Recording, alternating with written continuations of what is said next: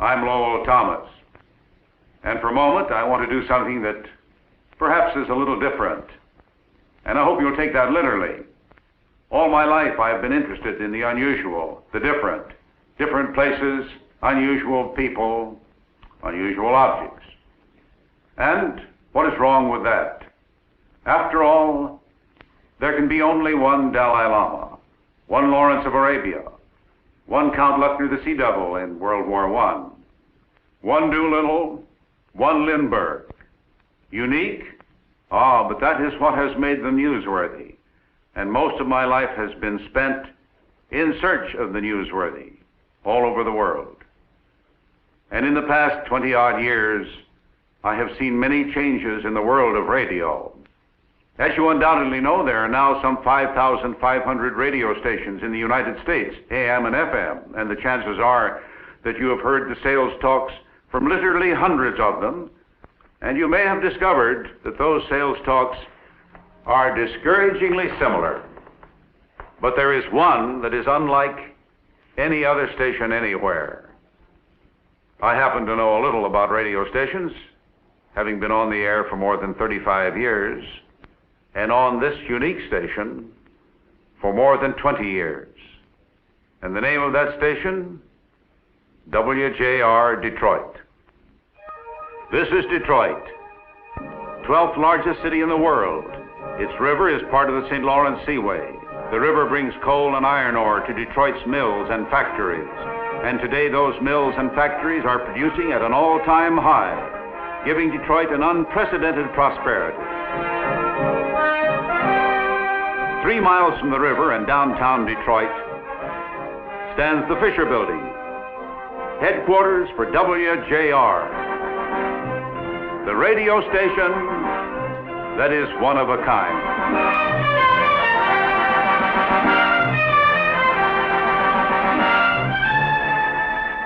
And here is one of Detroit's best-known entertainers to tell you about it, Mr. J.P. McCarthy. This is J.P. McCarthy. Have a nice evening. I'll see you tomorrow morning at this same time. Good night, everybody. I work here being the 21st floor of the Fisher Building and the location for the main studios of WJR in Detroit. You know, there are lots of interesting ways to look at Detroit. If you're interested in sales, for example, you can look at it as the nation's 5th richest market. Not a bad place to run a radio station, right? Now, not just an ordinary, everyday, run-of-the-mill radio station, mind you, but a radio station with a unique point of view in terms of programming. Now, what makes WJR unique? Lots of things, really, but most importantly, our unique method of programming, with something for everyone every single day. Why don't we let some of our own people tell you their own story, the way they do every day? For baseball fans, WJR has veteran sportscaster Ernie Harwell. What does it take to be a real good pinch hitter, Al? Well, it's got to be a fellow that doesn't strike out too much. He'll strike out once in a while, but it's got to be a fellow that can get a piece of the ball, and if he can be a fellow that can hit a long fly ball, that much the better. Keep the ball on the ground, keep hitting the double plays. What's the toughest part of strategy in running the ball game? I think personally is handling your pitching staff and handling your personnel. Harwell's pregame interviews with important people in baseball, like Al Lopez, the former great manager of the Chicago White Sox, provide an interesting backdrop to the game itself. Ernie's play-by-play of all Tiger games is vivid and knowledgeable. The Tigers have managed only 4 hits off Johnny Bozart. Norman Cash coming to bat now, trailing 1-0 in the 6th inning with nobody on base and 1 man down for Detroit. Bozart about ready to go. Cash steps in. Here's the windup by Johnny. The pitch, it's right in there for a strike called on Norman Cash. Now Cash steps out a moment, back into the batter's box. Bozart looks in to get his sign. Here's the windup, the pitch. There's a long drive to deep right. It's out of here. A home run by Norman Cash. And the Tigers have tied the game at 1-1 here in the 6th inning.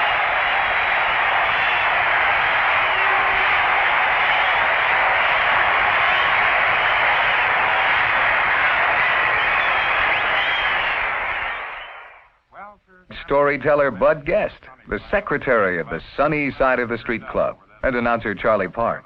You remember the big problem? The big problems, certainly. We have big problems every morning, Monday through Saturday. Well, the one that I was referring to was the one we mentioned just the other day about which way the water goes down the bathtub drain. Oh, that's colossal. North and south of the equator. Does she go down clockwise, north of the equator, or counterclockwise, or vice versa? At any rate, Ray D.O. Dialer, who started the whole mess, is back in with us again.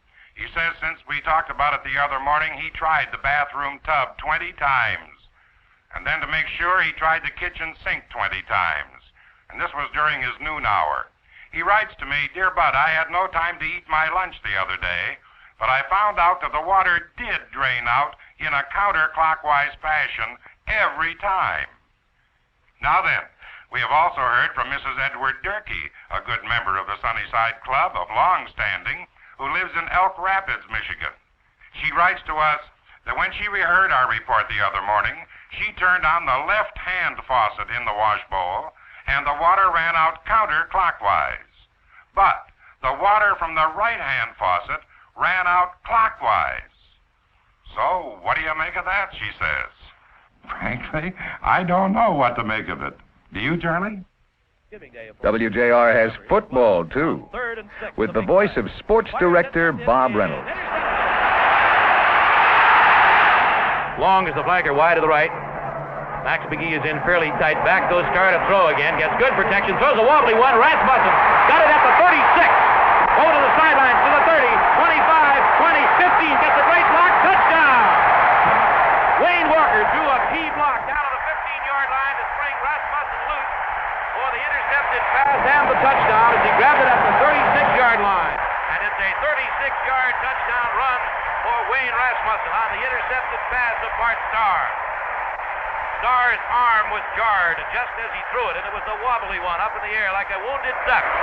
And Rasmussen picked it off on the 36-yard line, got a great block on the 15 on the far side from Wayne Walker, and went in untouched for the touchdown. Bob, I think they had planned a crisscross pass pattern there, and Fleming and McGee bumped into each other as they were going over the center, and that certainly helped Rasmussen's block.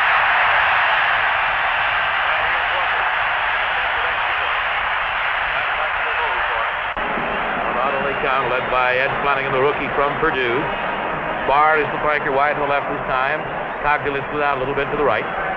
Plum looking over the defense, fakes once, fakes twice, drops straight back in the hole, looks for somebody. He's going for the long ball. Got Terry Barr down there, and Terry's got it. Touchdown! Long bomb to Terry Barr. Terry picks it off at The Detroit area is full of sports fanatics. Football, pro and college, baseball, basketball, hockey, you name it. But there are also a lot of people here who like a very different kind of entertainment, and WJR supplies that too. Here is Carl Haas, the station's director of fine arts and a member of the President's Cultural Advisory Commission. If any proof is needed that rhythm is the most important ingredient in music, then what you just heard was that proof.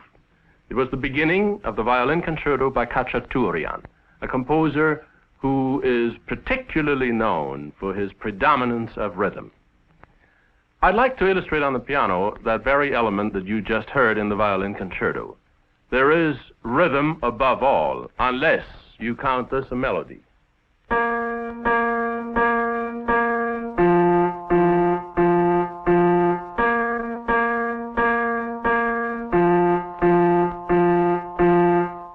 It would be mighty monotonous to have this continue throughout the piece, the toccata for piano by Khachaturian. But listen to it in its finished form. Listen to how Khachaturian clothes this skeleton of rhythm with a melody which is derived from the very rhythm that he so eminently displays.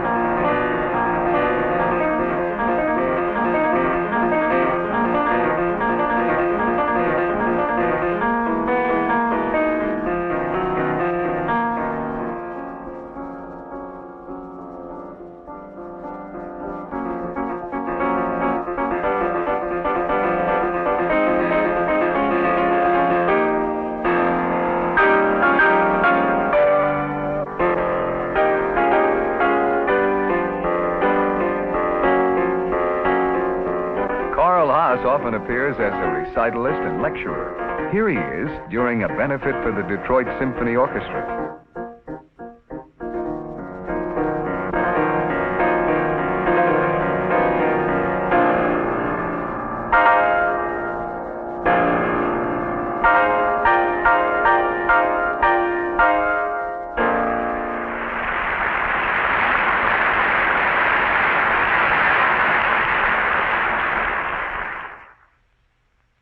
Meddy, the anatomy of a bestseller. What is it? This is the Focus Show. Every day, Lee Murray, our women's editor, and Jimmy Lantz interview the famous and the merely interesting. On location or in the studio, they focus in on a variety of people. She became angrier and angrier and sputtered and said, I have heard that people who work in book departments are queer.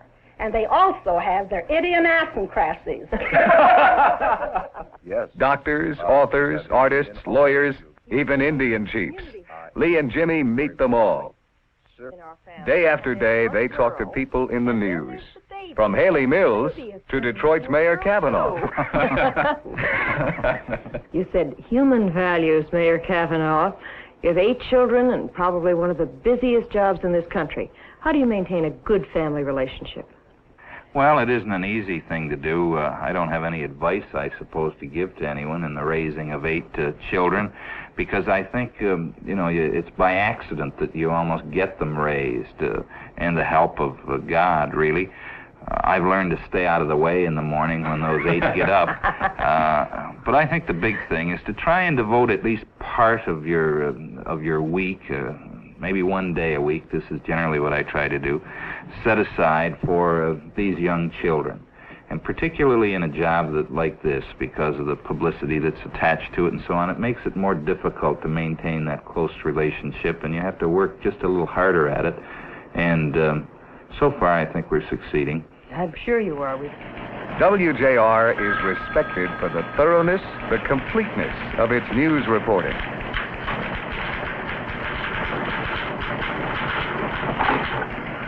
Is that anything new on the defense bill? No. I've got a tape here from Jerry Ford, but I haven't been able yet to reach Senator Hart. I know the Senate's adjourned. Try and Pat McNamara at his home. We've got to have something from both sides before 5 o'clock. Get both sides. That's the essence of WJR reporting.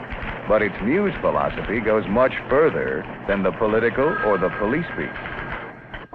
Brent, how did the market act yesterday? Well, Dave, yesterday was a pretty good day in the market. Here's a WJR reporter digging for facts for the daily program Business Barometer. Over $2. Well, 7 million shares is a pretty nice volume, and the thing that really looked nice about it was the broad participation by various industry groups.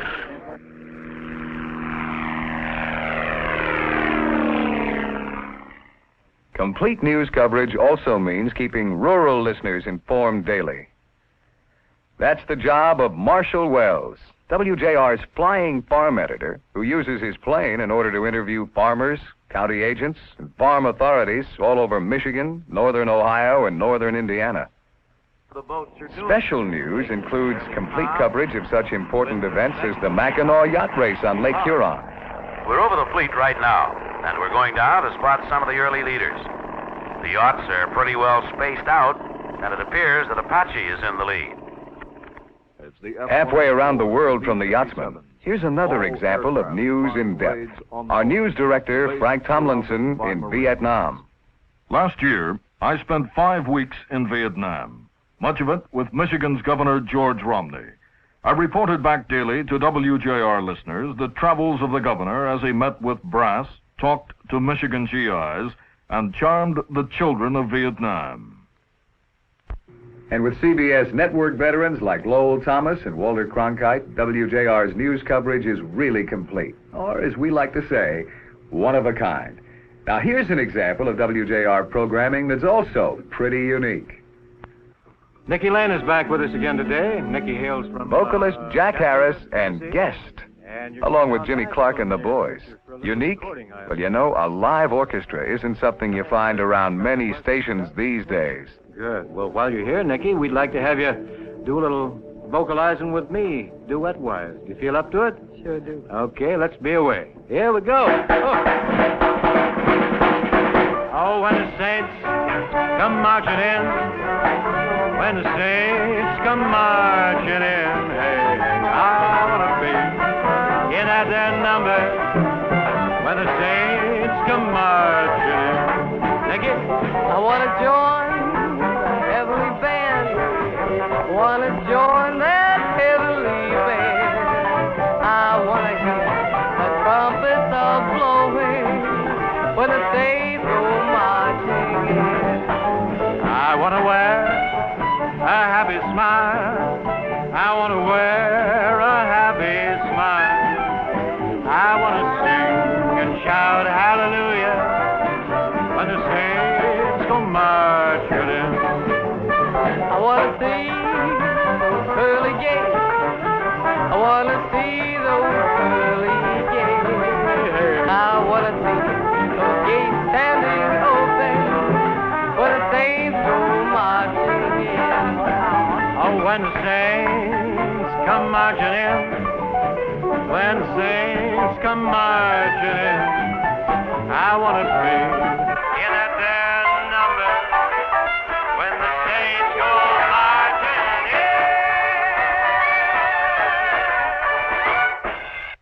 in. You'll find that kind of carrying on every day here on WJR, supplemented, of course, by the variety programs of Arthur Godfrey and Art Linkletter.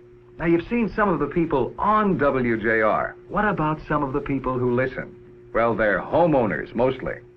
I'd say Detroit's a city of homeowners. 70% of the people in the metropolitan area own their own homes. That's a record among major U.S. cities. And Detroiters have money to spend. The metro area has 15% more disposable income than the national average. And when they're not at home, they're on wheels. As you know, 4 out of 5 cars have a radio, and WJR penetrates deeply into that in-car audience. Actually, Michigan has more freeways than New York or California. Very few commuter trains or buses.